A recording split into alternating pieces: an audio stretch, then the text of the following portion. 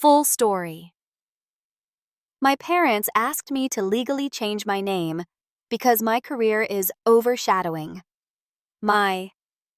I'm Julia, a 29-year-old marketing executive working at one of Chicago's top firms. I always knew I wanted a career where my creativity could shine, and I worked incredibly hard to make that happen. What I never expected was that my success would create such a rift in my family.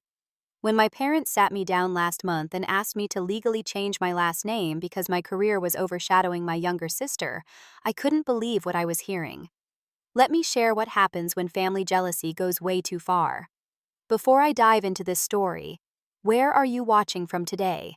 Drop your location in the comments, hit that like button, and subscribe to hear more stories about standing up for yourself against family pressure. I grew up in a comfortable middle-class neighborhood in suburban Pennsylvania with my parents Thomas and Margaret Murray and my younger sister Heather, who's now 26.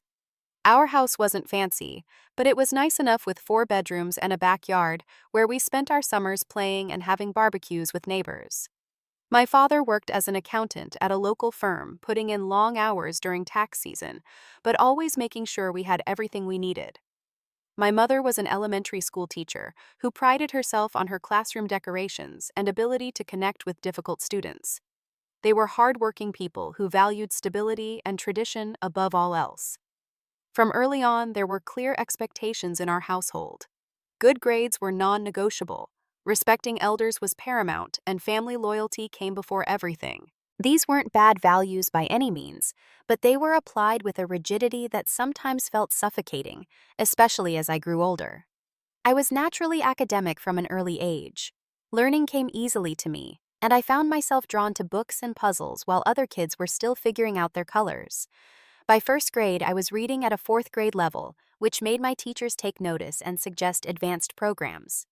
My parents seemed proud but also somewhat uncomfortable with the attention I received. Heather was different from me in almost every way. Where I was serious and focused, she was bubbly and social. I gravitated toward science and facts. She preferred art and stories. I was tall and awkward with my father's angular features. She was petite with our mother's delicate face and winning smile. These differences shouldn't have mattered, but somehow they did. Looking back, I can see the early signs of favoritism, though I couldn't name it then.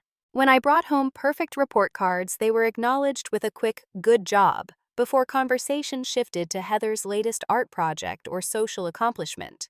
My achievements were expected. Hers were celebrated. Despite the lack of emotional support, I was determined to excel. I joined every academic club I could find, participated in science Olympiads, and devoured books on every subject. My parents rarely attended my competitions or award ceremonies, usually citing Heather's activities as the reason. I remember one particular day when I was 12. I had qualified for the state science competition with a project on renewable energy sources. It was the biggest achievement of my young life, and I had worked on that project for months, staying up late after finishing my regular homework. The competition was on the same day as Heather's dance recital. Without even discussing it with me, my parents decided they would attend her recital. They arranged for our neighbor, Mrs. Jenkins, to drive me to the competition. I won first place that day. Mrs. Jenkins took a photo of me holding my trophy, looking proud, but with a sadness in my eyes that's still visible in the picture. When I got home, my parents were hosting a small celebration for Heather's solo performance. They congratulated me briefly when they saw my trophy, but quickly returned to praising Heather's dance moves. That was the moment I began to understand that I needed to build my own sense of self-worth.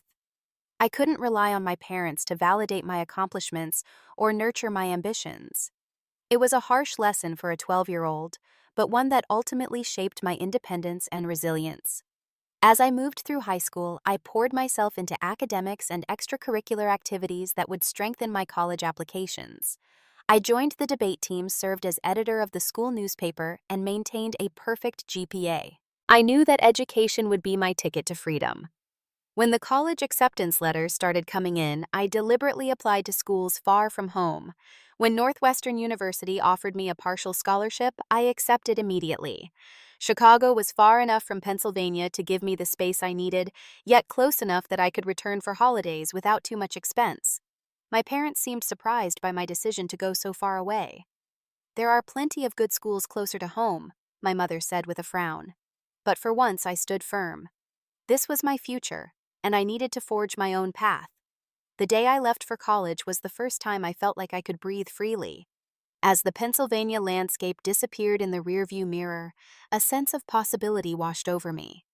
I was finally going to be judged on my own merits, without the shadow of family dynamics coloring every achievement. Northwestern University became the place where I discovered who I truly was and what I was capable of. The campus energy, the intellectual stimulation, and the diverse student body opened my mind in ways I hadn't anticipated. For the first time, I wasn't the smart one, or Heather's sister. I was just Julia, a young woman with ideas, ambitions, and the freedom to pursue them. Northwestern University was where I truly blossomed.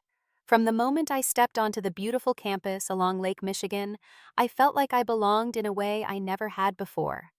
My roommate Danielle, a journalism major from Seattle, became my first real friend, who appreciated me exactly as I was. We spent late nights discussing everything from politics to philosophy, and she never once made me feel like my intelligence was something to downplay. My marketing professors quickly took notice of my analytical mind and creative approach to problem solving. During my sophomore year, Professor Williamson pulled me aside after class and said, "Julia, you have a natural talent for understanding what motivates people. You should consider focusing on consumer psychology within marketing." That conversation changed the trajectory of my studies. By junior year, I had secured a coveted internship at Sullivan & Reed, a mid-sized marketing firm in downtown Chicago. I spent that summer learning the ins and outs of campaign development, market research, and client relations.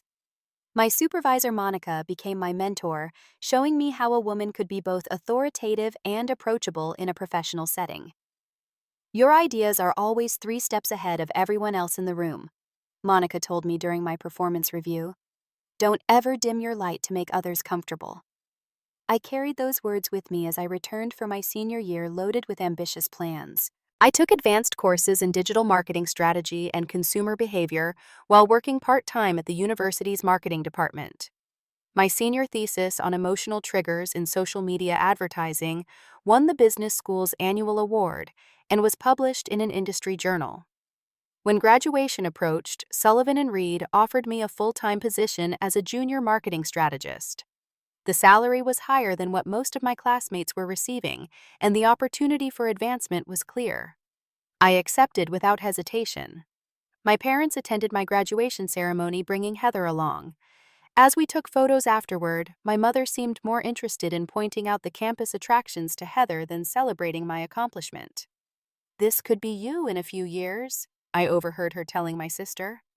"Julia managed to get through, so I'm sure you'll do even better."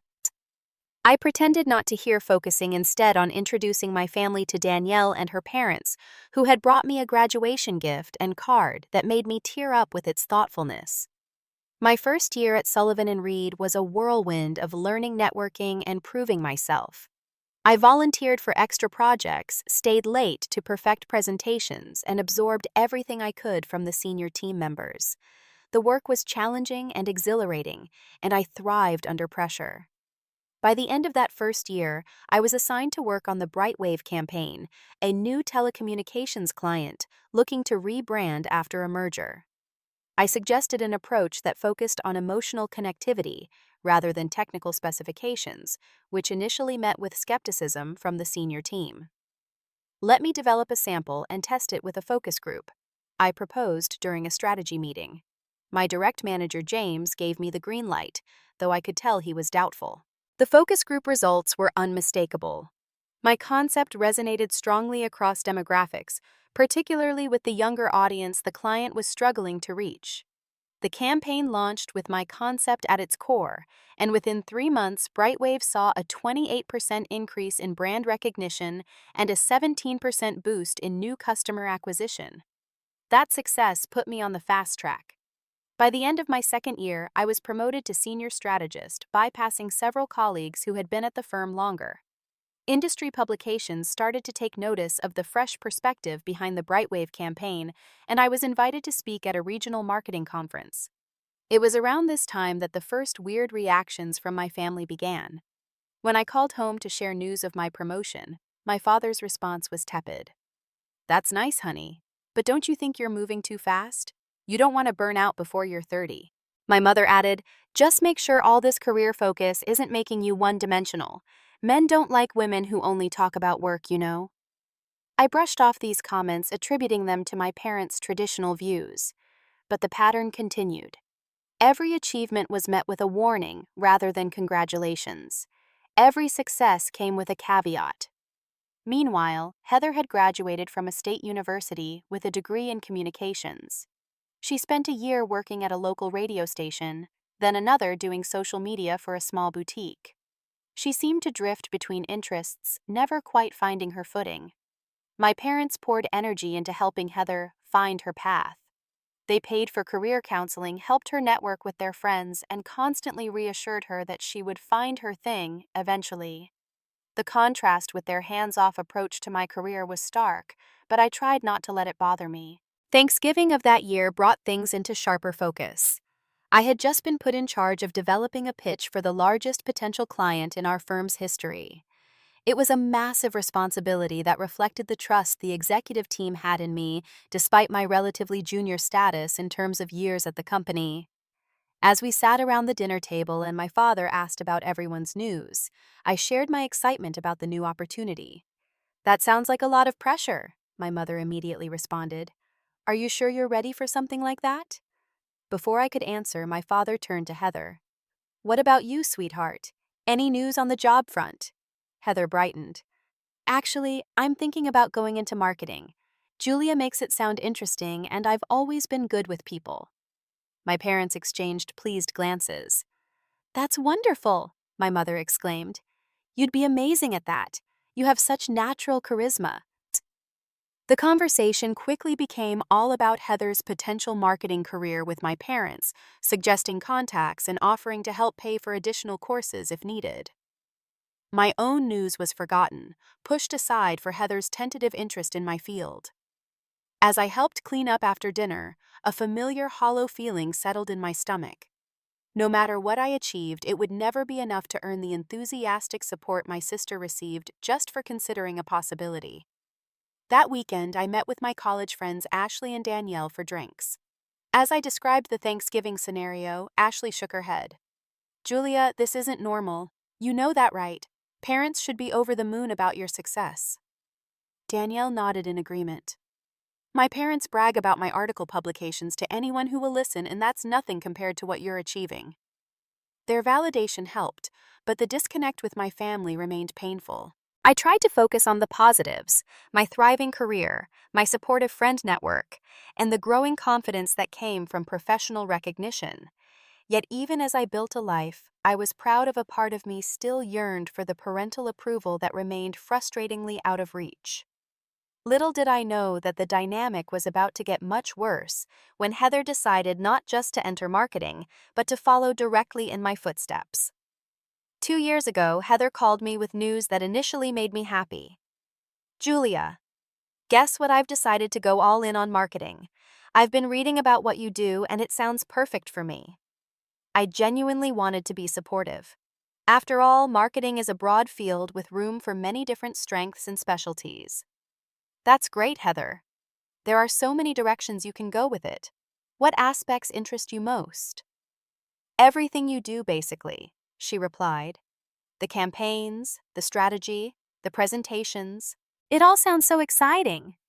Something in her tone gave me pause, but I pushed the concern aside. "Well, I'm happy to help however I can. Maybe we could meet for coffee and talk about entry-level positions or courses that might help you get started." Heather eagerly agreed, and we met the following weekend. I brought books that had been valuable to me, a list of online courses that would build relevant skills and contact information for a few recruiters I knew who specialized in marketing positions. "This is amazing, Julia. You're the best big sister ever," Heather gushed, hugging me tightly. It was one of the warmest interactions we'd had in years, and I allowed myself to hope that perhaps my career could become a point of connection rather than division.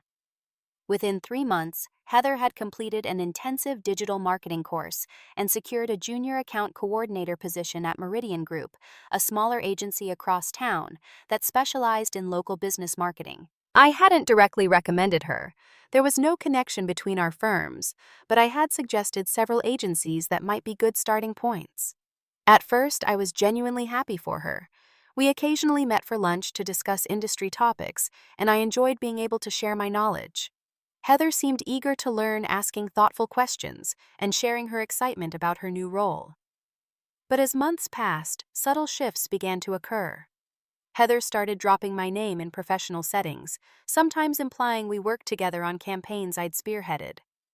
At an industry mixer, a colleague mentioned that Heather had referenced being part of the brain trust behind the Brightwave campaign, a project she had nothing to do with.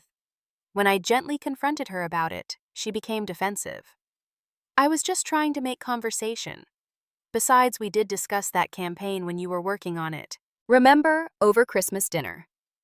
I did remember mentioning it briefly before being interrupted by our father asking about the dessert options. Hardly what I would call a strategic discussion.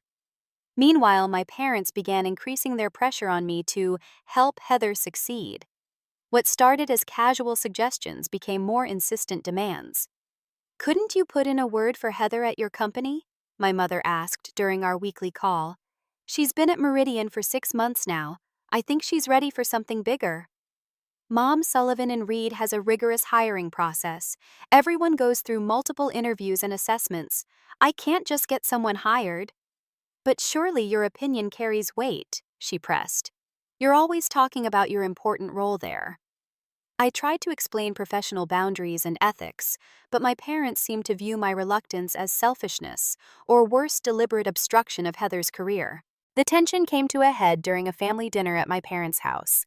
Heather mentioned she was working on a campaign for a local credit union, and my father immediately turned to me. "Julia, you worked with financial clients before. Why don't you give Heather your presentation templates and strategy documents? It would save her so much time." I nearly choked on my water. "Dad, those are proprietary documents belonging to my firm and clients. I can't just hand them over. That would be unethical and potentially illegal." My mother scoffed. "Don't be so dramatic. It's just to help your sister. No one would ever know." "I would know," I replied firmly. "And it could cost me my career if anyone found out." Heather's face fell into a practiced pout. "See, she never really wants to help me. She just likes being the successful one." My father shook his head disapprovingly. "Julia family should come first. Always." I left that dinner with a knot in my stomach and a growing realization that my family had fundamentally unhealthy expectations of me and my role in Heather's life. They weren't asking me to be supportive. They were asking me to sacrifice my professional integrity and potentially my career for Heather's advancement. As Heather faced the normal challenges of a person new to the industry, missed deadlines, rejected pitches, critical feedback, she increasingly framed these experiences in relation to me. It wasn't that her ideas needed development. It was that she was being compared to me. It wasn't that she needed to learn time management. It was that expectations were unfairly high because of my reputation. My attempts to provide constructive advice were met with accusations that I was being condescending or trying to make her feel inferior. When I suggested books or courses that had helped me, she complained to our parents that I was implying she wasn't smart enough. The situation became increasingly uncomfortable when we both attended the Chicago Marketing Association's annual conference. I was there with my team scheduled to participate in a panel discussion about emerging trends in consumer engagement. Heather was attending as a general participant. During a networking break, I was speaking with the CMO of a major retail chain when Heather appeared at my side. "Julia."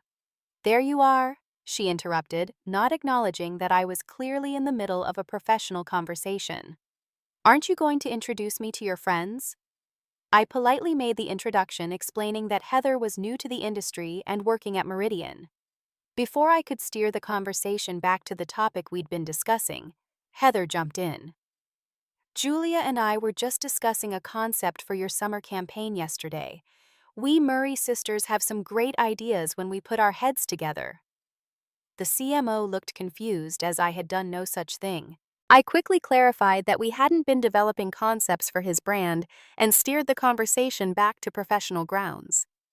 After he moved on, I pulled Heather aside. Please don't do that again. You can't imply we're working together on campaigns or concepts when we're not. It puts me in an extremely uncomfortable position. Instead of acknowledging the boundary, Heather's eyes welled with tears. You're just embarrassed by me.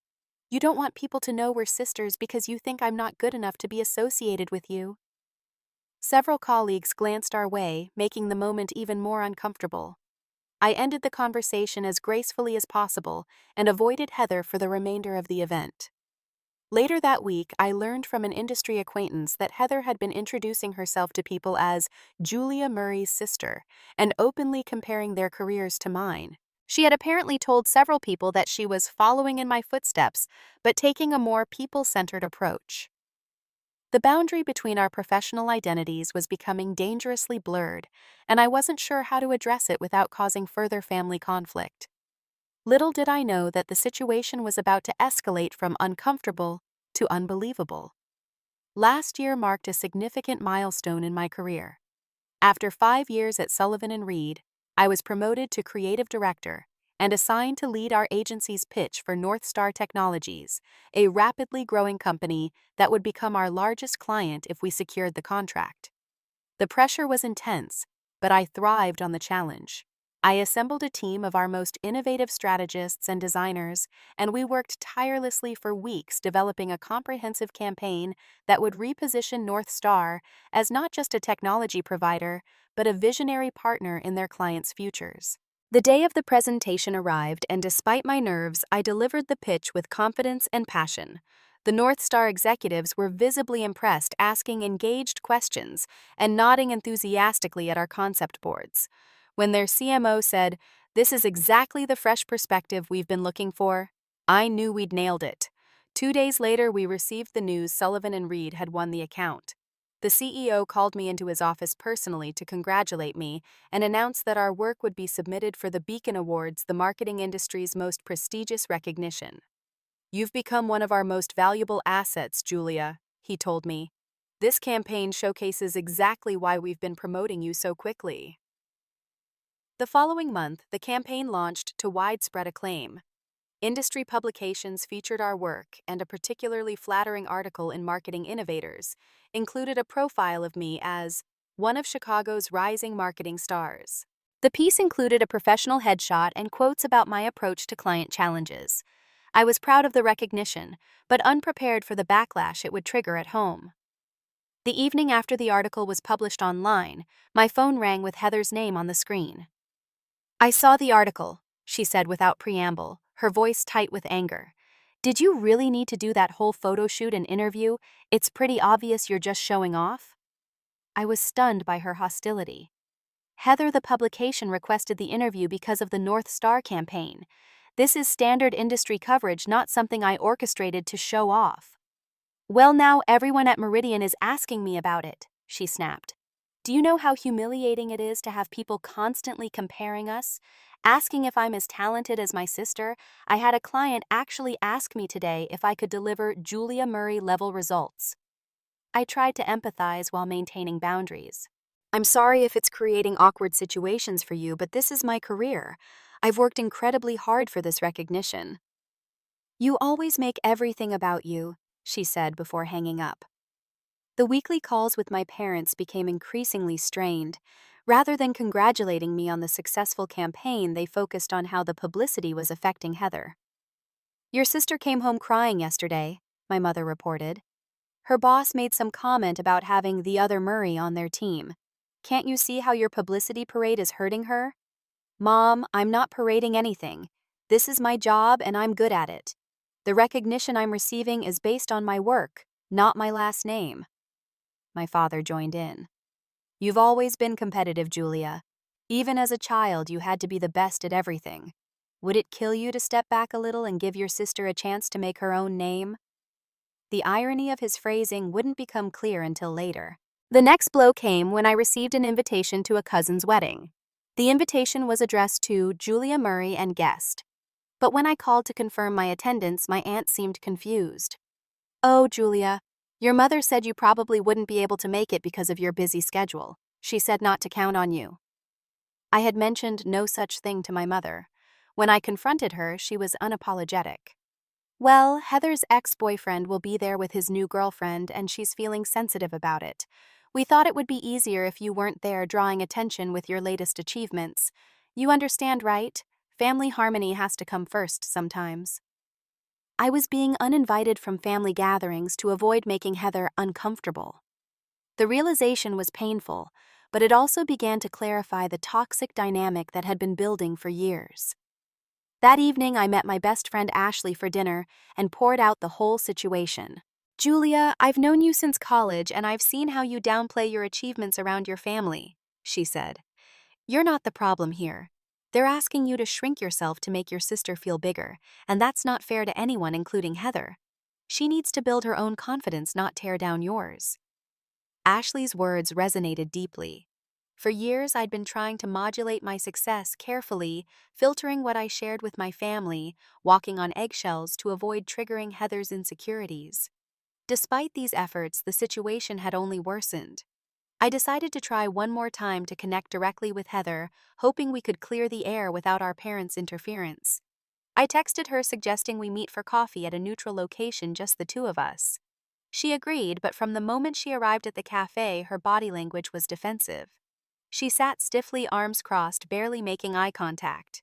"Heather, I feel like there's been growing tension between us, especially around our careers," I began carefully. "I want us to have a good relationship as sisters. Can we talk about what's going on?" "What's going on is that you've always had to be the star," she replied immediately. "You couldn't just be smart. You had to be the valedictorian. You couldn't just get a job in marketing. You had to be the youngest creative director in your firm's history. Do you have any idea what it's like living in your shadow?" "I've never tried to overshadow you, Heather. We're different people with different strengths. There's room for both of us to succeed." "That's easy for you to say from the top," she scoffed. "Every interview I go on, every client I meet, there's always the comparison. Are you related to Julia Murray? She's brilliant. Do you know how that feels?" I tried to acknowledge her feelings while also standing my ground. "I understand that's frustrating, but I can't be responsible for other people making comparisons. I've worked hard for my success." "You've always been Mom and Dad's favorite," she said, her voice rising. "They just felt sorry for me because I wasn't the genius daughter." This accusation was so wildly disconnected from reality that I couldn't help but laugh, which was absolutely the wrong reaction. Heather's face flushed with anger. "See, you think everything is a joke. You think you're so much better than everyone else." She grabbed her purse and stood up. "Heather, wait, that's not what I meant." But she was already storming toward the door, leaving her untouched coffee and our unresolved issues behind. That disastrous meeting marked a turning point. I realized I needed professional help to navigate this family dynamic. I found a therapist, Dr. Lindsay, who specialized in family systems, and began weekly sessions. Through our conversations, I started to understand how I'd been cast in the role of family scapegoat. Despite being the successful one on paper, I was paradoxically blamed for family tensions and Heather's struggles. Dr. Lindsay helped me see that this wasn't about my actions, but about a dysfunctional system that needed me to play a specific role. "Your achievements threaten the family narrative," she explained. "In their story, Heather is the special one who needs protection and support, while you're the strong one who doesn't need anything. When you succeed and receive recognition, it challenges that narrative, creating anxiety in the system." These insights were painful, but illuminating. As I developed a clearer understanding of the dynamics at play, I began to feel less guilty about my success and more resolved to maintain healthy boundaries. I had no idea, however, just how far my family would go to preserve their narrative and protect Heather from the perceived threat of my success. The text message from my mother was cryptic. "Your father and I need to discuss something important with you. Can you come for dinner tomorrow night? Just the four of us." There was an ominous formality to the request that set off alarm bells, but I couldn't imagine what they wanted to discuss. Had something happened with my grandparents' health? Were they selling the family home? I confirmed that I would be there and spent the next day distracted by possibilities. When I arrived at my parents' house, the atmosphere was tense. My mother had prepared my favorite meal, lasagna with garlic bread, which immediately made me suspicious. In our family, favorite meals were the precursor to difficult conversations. We made strained small talk through the appetizer, discussing the unseasonably warm weather and my father's golf game. As my mother served the main course, my father cleared his throat, the signal that we were getting to the real purpose of the dinner. "Julia, we've been concerned about something for a while now, and we think it's time we addressed it directly." He began, his tone reminiscent of the one he'd used when discussing serious matters during my childhood. I put down my fork. "What is it?" My mother reached over to pat Heather's hand. "It's about your career and how it's affecting your sister." I braced myself for another lecture about being more supportive or less competitive, but what came next blindsided me completely. "We think it would be best if you legally changed your last name for professional purposes." My father said, his voice matter-of-fact, as if he were suggesting I try a new hairstyle. I stared at him, certain I had misheard. "Changed my name?" My mother nodded. "We've given this a lot of thought. The confusion with both of you Murray sisters in the same industry is becoming problematic for Heather. Clients are constantly mixing you up or comparing you."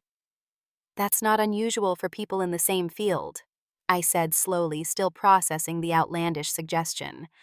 "Plenty of families have multiple members in the same profession. But they're not usually in the same city working with overlapping client pools," my father countered. "Just yesterday, Heather's boss confused her with you when discussing a potential project. It was humiliating for her." I looked at Heather, who was staring at her plate. "Is that true?" She nodded without meeting my eyes. "They thought I was you at first, and then when they realized I wasn't, they seemed disappointed." Her voice quavered. "Do you know what it's like to see people's faces fall when they realize they're not getting the famous Julia Murray?" "You could use Mom's maiden name, Parker," my mother suggested brightly, as if offering a simple solution to a trivial problem. "Julia Parker has a nice ring to it, doesn't it? You wouldn't have to change your legal documents for everything just for your professional presence." I felt like I had stepped into an alternate reality. "Let me get this straight. You want me to change the name I've built my entire career on because Heather feels overshadowed? You're intentionally making this sound unreasonable," my father said, his tone hardening. "We're asking for a simple change that would make a world of difference for your sister's career path." Heather's eyes welled with tears right on cue. "You don't know what it's like living in your shadow, Julia. Every achievement, every milestone is compared to what you did first. I'm trying to build my own career, but all anyone sees when they hear my name is you." "That's not my fault," I said, finding my voice despite the shock. "I've worked incredibly hard for my reputation. Changing my name won't change that reality." "But it would give Heather space to create her own professional identity," my mother insisted. "Is that really too much to ask? After all we've done for you?" The conversation continued in this vein for another 20 minutes, with my parents presenting their absurd request as a reasonable family accommodation, and Heather performing her well-practiced role as the victim of my success. I sat in stunned silence for most of it, unable to formulate a response that wouldn't escalate the situation. Finally, I stood up. "I need to process this. I can't give you an answer right now." My father frowned. "We were hoping to resolve this tonight. Heather has an important client meeting next week, and it would help if this was settled before then." "This isn't a simple decision," I said, gathering my purse. "I need time to think." The drive home passed in a blur. I navigated the familiar roads on autopilot, my mind replaying the dinner conversation in disbelief. Had my family actually asked me to erase my professional identity to soothe Heather's insecurities? Was this really happening? When I reached my apartment, I dropped my keys on the counter and sank onto the couch, still in my coat. The full weight of what had just occurred hit me, and I began to cry huge, gulping sobs that seemed to come from the deepest part of me. I cried for the little girl who had longed for her parents' approval, for the young woman who had built a career with minimal family support, and for the adult who was now being asked to literally change her name to accommodate family dysfunction. The tears eventually subsided, leaving me exhausted but strangely clear-headed. As I stared at the ceiling of my darkened living room, I realized that the evening's request was merely the most extreme manifestation of a pattern that had defined my entire life. I had always been expected to shrink myself, to downplay my achievements, to make space for Heather's fragile ego. I barely slept that night, tossing and turning as I contemplated what my parents' request revealed about their view of me. By morning, the shock had given way to something else: anger. A slow, burning, clarifying anger that felt surprisingly healthy. As I made my morning coffee, I found myself standing taller. The fog of confusion was lifting, replaced by a certainty that had been a long time coming. I would not change my name. I would not apologize for my success. And for the first time in my life, I would set firm, unambiguous boundaries with my family. Dr. Lindsay had been right.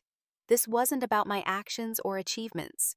This was about a family system that required me to play the role of scapegoat, to take responsibility for everyone else's feelings and insecurities. But I was done playing that role. As the sun rose over Chicago, illuminating my apartment with clear morning light, I felt something new taking root within me, the unwavering resolve to stand up for myself, whatever the consequences might be. The clarity I felt that morning only strengthened over the following days. I decided to take a mental health day from work, something I rarely did, to focus on processing what had happened and deciding how to respond. I made an emergency appointment with Dr. Lindsay, who fit me in during her lunch break. When I recounted the dinner conversation, even her professional composure briefly faltered. "They asked you to change your name," she repeated, eyebrows raised. I nodded, still finding it hard to believe myself. Not just a nickname or using a middle name, a legal name change to give Heather space for her career. Dr. Lindsay leaned forward. "Julia, this request goes beyond the normal range of family dysfunction we've been discussing. It's an extraordinary demand that reveals just how entrenched these patterns are." "What should I do?" I asked, though I already knew the answer. "What do you want to do?" she countered gently. "I want to say no, firmly and clearly, but I'm afraid of what that will mean for my relationship with them." "That's a valid concern," she acknowledged. "Setting boundaries often comes with consequences, especially in families that aren't used to them. But I want you to consider what's already been lost. Are you currently experiencing the kind of loving, supportive family relationship you deserve?" Her question hung in the air. The truth was painful, but undeniable. My relationship with my family was already damaged. It had been for years, perhaps always. I had been accepting crumbs of affection and approval while continually compromising my own needs and identity. "No," I finally said. "I'm not. And maybe I never have." Dr. Lindsay nodded. "Then perhaps what you're really risking isn't the loss of a healthy relationship, but the loss of the hope that someday, if you just accommodate them enough, they'll finally see and accept you fully." That observation struck deep. I had been holding on to that hope for as long as I could remember, making concession after concession in pursuit of an acceptance that never materialized. "Setting boundaries isn't about punishing them or cutting them off," Dr. Lindsay continued. "It's about clarifying what you will and won't accept in how they treat you. The ball is then in their court to respect those boundaries or not." I left the session with a plan. I would write my parents an email clearly explaining my feelings and my decision. Writing would allow me to express myself fully without interruption or manipulation, creating a record of my boundaries that couldn't be misrepresented later. That evening, I sat at my desk and composed the most difficult email of my life. "Dear Mom and Dad, I've given serious thought to your request that I change my professional name to accommodate Heather's career concerns. After careful consideration, my answer is no. My name is part of my identity, both personal and professional. I've worked hard to build a reputation under this name, and I'm not willing to erase that to solve a problem that isn't of my making. I'm deeply troubled by the request itself and what it reveals about how you view me and my achievements. Throughout my life, I've received the message that my success is something to be managed or contained rather than celebrated. I've been asked repeatedly to make myself smaller to accommodate Heather's feelings. I love my sister and want her to succeed, but not at the cost of my own identity and accomplishments. Heather's professional challenges won't be solved by me changing my name. They require her to develop her own skills and confidence with appropriate support from her family and mentors. I need you to understand that I will no longer accept being treated as if my achievements are problematic. I deserve the same support and celebration that you've always given Heather. If that's not possible, then we need to reevaluate the nature of our relationship going forward. I'm open to having a constructive conversation about this when you're ready to acknowledge my perspective. Until then, I think it's best if we take some time and space. Love, Julia. I read the email several times, making small adjustments until it conveyed exactly what I wanted to say. Then, before I could second-guess myself, I hit send. The response came this next morning, and it was as dismissive as I had feared. Julia, we're disappointed by your reaction. This wasn't an unreasonable request, and your refusal shows a concerning lack of family loyalty. Heather is devastated that you won't make this small sacrifice for her future. Perhaps when you've had time to think more rationally about this, you'll reconsider. Family should always come first, and right now you're putting your pride ahead of your sister's needs. Mom and Dad. Their response confirmed everything Dr. Lindsay and I had discussed about the family dynamic. There was no acknowledgement of my feelings, no recognition of the inappropriateness of their request, just a doubling down on the narrative that I was the selfish one for maintaining my boundaries. I felt a surge of anger, but beneath it was something unexpected relief. Their response freed me from any lingering guilt or uncertainty. I wasn't the one being unreasonable. They were. I didn't reply to the email. Instead, I called my parents that evening, determined to have a direct conversation. My mother answered, her voice cool. I got your email, I said. And your response. I want to be clear that I'm not going to change my mind about this. My name is my name, and I won't be changing it. I think you're being very selfish, she replied. Heather has always lived in your shadow. This was one thing you could do to help her. Mom asking someone to change their name is not a small thing. It's an extraordinary request that shows a fundamental disrespect for my identity and accomplishments. Now you're being dramatic. My father's voice joined in. They had put me on speakerphone. We're not asking you to donate a kidney, it's just a name. If it's just a name, I countered, then why can't Heather change hers? Why is the solution for me to erase my professional identity rather than for Heather to distinguish hers? Because you're the one with the established career, my mother exclaimed as if explaining something obvious. Your name already has recognition. Heather is just starting out. So I should give up the recognition I've earned through years of hard work. How does that make sense? The conversation continued in circles with my parents, refusing to acknowledge the unreasonableness of their request. Finally, my father delivered what he clearly thought was his trump card. If you can't do this one thing for your sister, then perhaps you should take a break from family gatherings until you've sorted out your priorities. We can't have this kind of selfishness disrupting the harmony of our home. Though his words were painful, they didn't have the intended effect. Instead of frightening me into compliance, they clarified the choice before me: surrender my identity and self-respect to maintain a dysfunctional family relationship, or stand firm in who I was and accept the consequences. If that's how you feel, then I'll respect your decision, I said, my voice steady despite the emotion welling in my chest. But my answer remains the same. I won't be changing my name. After I hung up, I expected to feel devastated. Instead, I felt an unfamiliar sense of power. For the first time, I had stated my boundaries clearly and refused to be manipulated into abandoning them. The cost was high, but the alternative, sacrificing my identity and self-worth, was no longer a price I was willing to pay. The following days brought a flurry of text messages from Heather, alternating between guilt trips, "You've torn our family apart," and accusations, "You've always been jealous of how much Mom and Dad love me." I didn't respond to any of them, following Dr. Lindsay's advice to give everyone space to process their feelings. Then came the last straw. A colleague at work forwarded me a LinkedIn post from Heather that featured a photo of her accepting an award at a local marketing event. The caption read, "So honored to receive the Rising Talent Award for my work on the CreditWise campaign, Creativity Runs in the Murray Family." The problem that was my award. I had received it the previous year for the North Star campaign.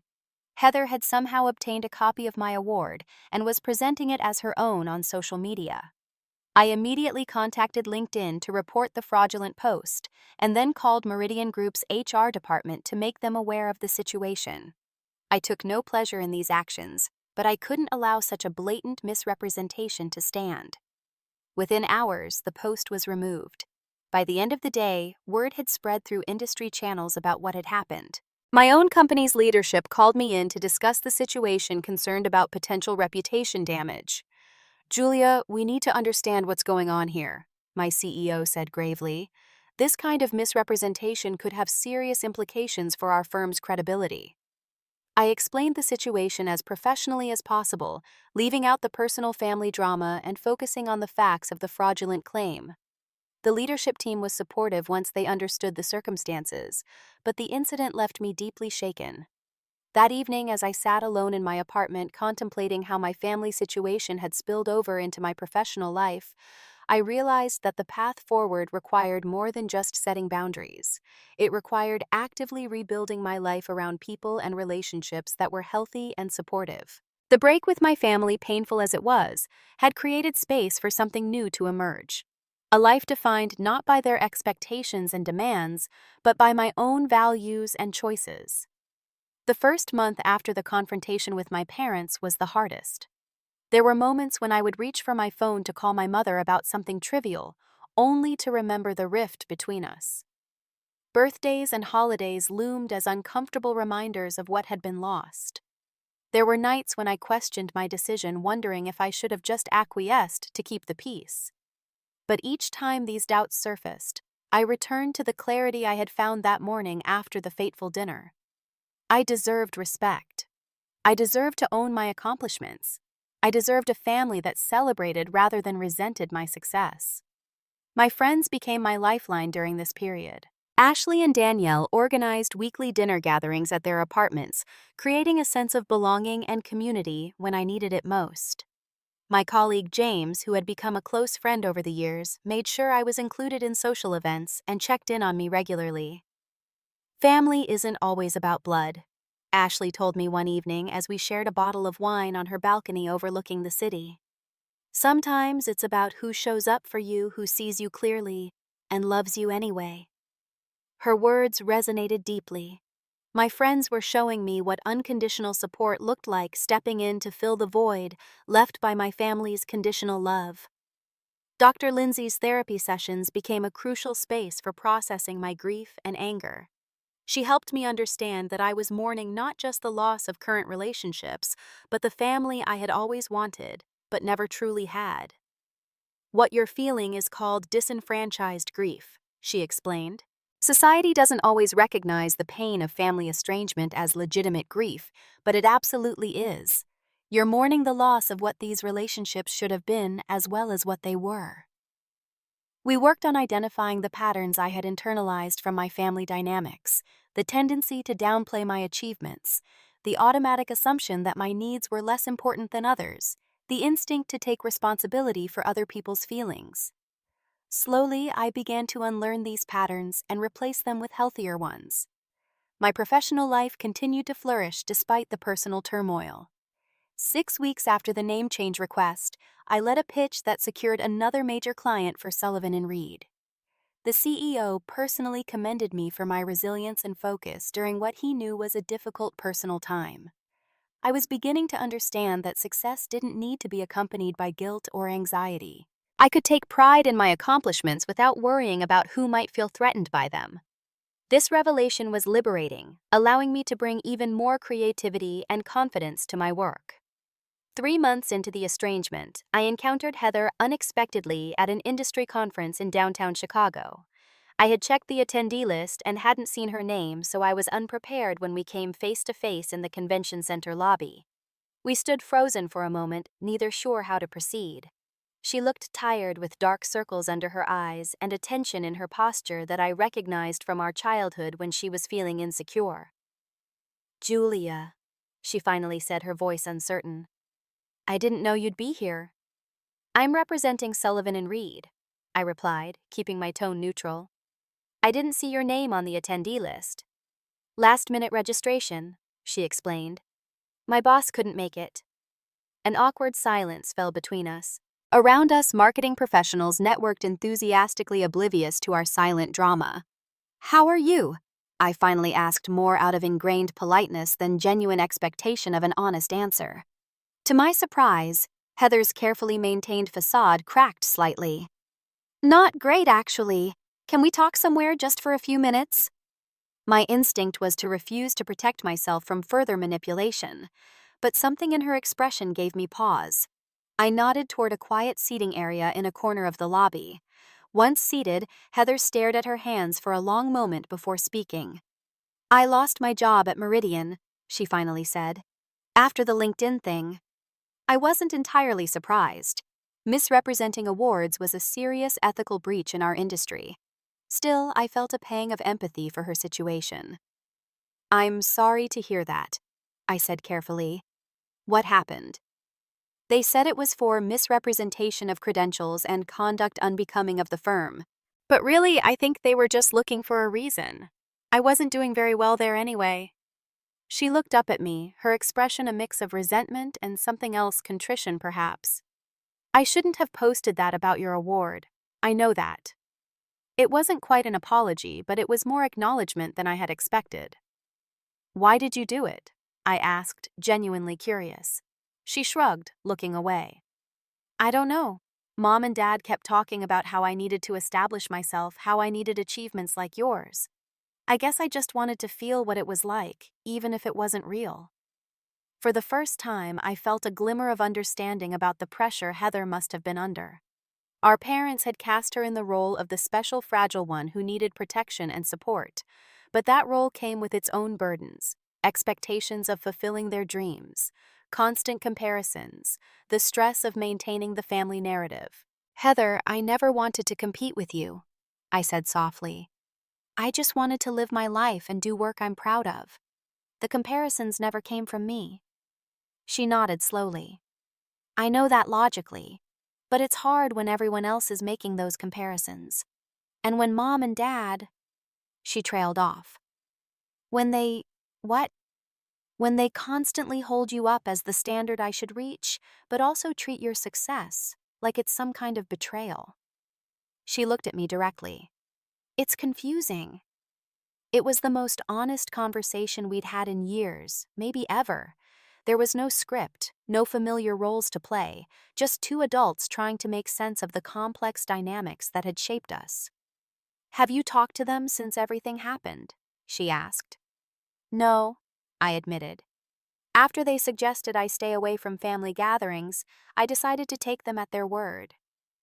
"They miss you," she said, though they'd never admit it. "Dad keeps checking your LinkedIn page to see what you're working on." The information was both touching and frustrating. They were monitoring my career while simultaneously punishing me for it. "I can't go back to how things were," I said firmly. "I won't change my name, and I won't apologize for my success or downplay it to make other people comfortable." "I wouldn't expect you to," Heather replied, surprising me. "What they asked was crazy. I see that now." We talked for another 20 minutes, not resolving everything, but at least acknowledging the reality of our situation. As we prepared to return to the conference, Heather hesitated. "I'm applying for jobs outside of marketing," she confessed. "I think I need to find my own path, something that has nothing to do with what you do." "That sounds like a healthy decision," I said sincerely. "What are you considering?" "Event planning, maybe. I've always been good at organizing things and working with people directly." A small smile crossed her face. "And no one there will have heard of Julia Murray?" I laughed, and after a moment she joined in. It wasn't a resolution to all our issues, but it was a step toward a more honest relationship. Over the following months, Heather and I established a cautious, limited communication apart from our parents. Occasional text messages about neutral topics, a coffee meeting every few weeks. It wasn't the close sister relationship depicted in movies, but it was authentic in a way our previous interactions had never been.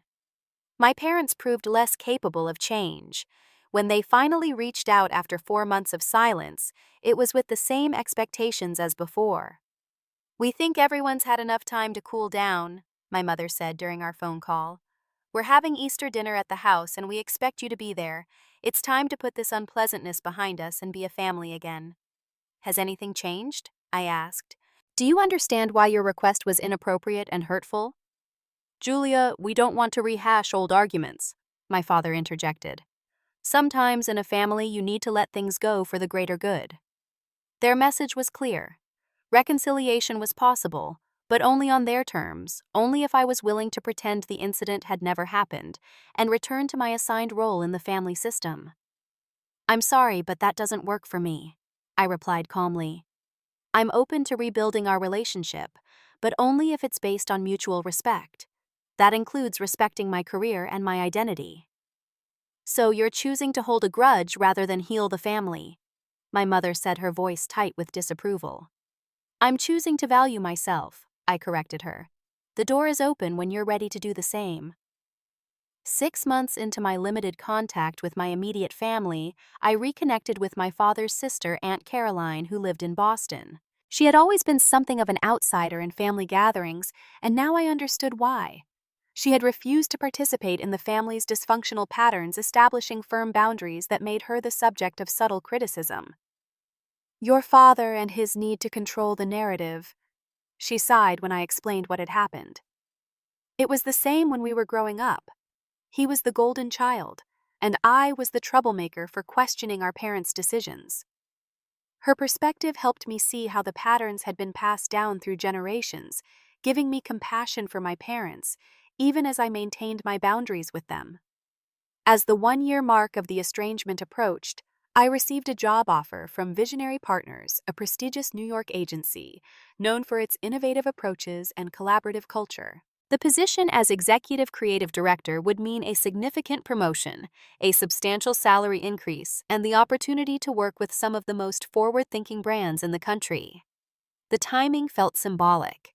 New York represented not just a career advancement, but a fresh start, a physical distance from the painful dynamics of the past year. After careful consideration and discussions with my therapist, I accepted the offer.